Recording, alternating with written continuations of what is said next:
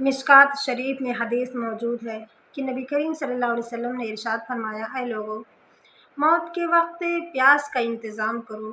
اتنا زبردست پیاس لگتا ہے، اتنے شدید پیاس لگتی ہے کہ دریا پلا دو، سمندر پلا دو، لیکن پیاس نہیں بجھتی ہے۔ نبی کریم صلی اللہ علیہ وسلم نے ارشاد فرمایا، اے لوگو، موت کے وقت تلخی سے پناہ مانگو، کڑوا پن سے پناہ مانگو۔ منہ اتنا کڑوا ہو جاتا ہے کہ آدمی کے مرنے کے بعد بھی لاکھ برس تک منہ کڑوا رہتا ہے۔ نبی کریم صلی اللہ علیہ وسلم نے ارشاد فرمایا، اے لوگو، موت کے وقت صدمے سے پناہ مانگو، موت کے جھٹکے سے پناہ مانگو۔ اتنا زبردست جھٹکا لگتا ہے کہ آدمی کے بدن میں موت کے حساب سے لہو رہتا ہے، خون رہتا ہے، لیکن موت کا جھٹکا لگنے کے بعد آدمی کے بدن میں خون کا ایک قطرہ بھی باقی نہیں رہتا ہے۔ ارشاد فرمایا نبی کریم صلی اللہ علیہ وسلم نے، اے لوگوں، موت کی تیاری کرو، قبر کی تیاری کرو۔ موت کا جھٹکا لگنے سے کان کا پردہ پھٹ جاتا ہے، آنکھوں کا نور ختم ہو جاتا ہے۔ نبی کریم صلی اللہ علیہ وسلم نے ارشاد فرمایا، اے لوگوں، موت کے وقت پسینے سے پناہ مانگو۔ اتنا زبردست پسینہ آتا ہے کہ ساری زندگی میں ایسا پسینہ کبھی نہیں آیا۔ نبی کریم صلی اللہ علیہ وسلم نے ارشاد فرمایا، اے لوگوں، موت کے وقت گھبراہٹ سے پناہ مانگو۔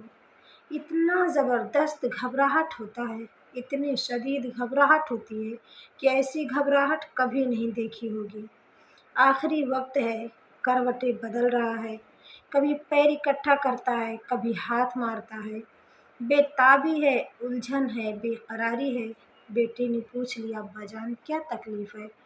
تو کہتا ہے، لخت جگر کوئی تکلیف نہیں، درد نہیں، بخار نہیں، سردی نہیں، لیکن جب سانس لیتا ہوں تو ایسا معلوم ہوتا ہے کہ ہزاروں کانٹوں والی جھڑیوں کے اوپر سے سانس گھسٹ کر آتی ہے۔ کل نفس ذائقۃ الموت، ہر ایک کو موت کا مزہ چکھنا ہے۔ صحابہ رضی اللہ عنہ نے پوچھ لیا کالے کملی والے محمد رسول اللہ صلی اللہ علیہ وسلم سے کہ آدمی کی جان کیسے نکلتی ہے؟ تو آپ صلی اللہ علیہ وسلم نے کہا کہ ایک ریشمین کپڑا لے لو جو ریشم کے دھاگے کا بنا ہوا رہتا ہے، ایک ریشمین کپڑا لے لو اور اس کو خاردار جھاڑ کے اوپر ڈال دو، پھر اس کا پلہ پکڑ کر کھینچ لو۔ جس طرح سے وہ تار تار ہو جاتا ہے، اسی طرح سے آدمی کی رگوں سے روح نکالی جاتی ہے۔ والنازعات غرقا، قسم ہے ان فرشتوں کی جو روح کو رگوں سے گھسیٹ گھسیٹ کر نکالتے ہیں۔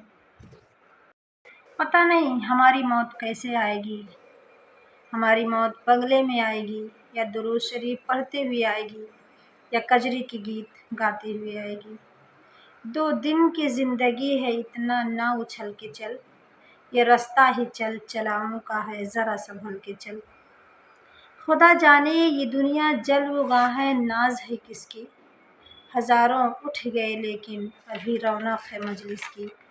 جب قیامت کا سور پھونکا جائے گا، ہر آدمی اپنی قبر سے نکل کر کھڑے ہوں گے، تو دردناک عذاب بھگتنے والے لوگ قیامت کا خوفناک منظر دیکھ کر کہیں گے، الہی ہم سوئے ہوئے تھے، ہمیں کس نے جگا دیا؟ قبر کا عذاب انہیں نیند معلوم ہوگا، قیامت کے عذاب کے مقابلے میں تو ہماری اور آپ کی کیا اوقات ہے؟ خاتم الانبیاء محمد رسول اللہ صلی اللہ علیہ وسلم کا آخری وقت ہے۔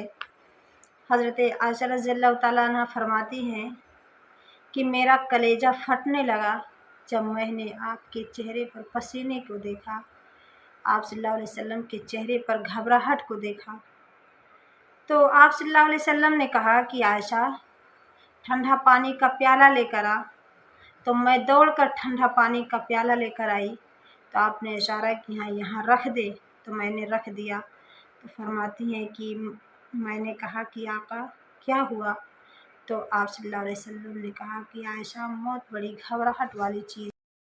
حضرت عائشہ رضی اللہ تعالیٰ عنہ فرماتے ہیں کہ میں قریب بیٹھی تھی اور فاطمہ رضی اللہ تعالیٰ عنہ بھی قریب بیٹھی تھیں، تو کسی نے دروازے پر دستک دی، حل ادخلوک فی الجنتی، کیا میں اندر داخل ہو سکتا ہوں؟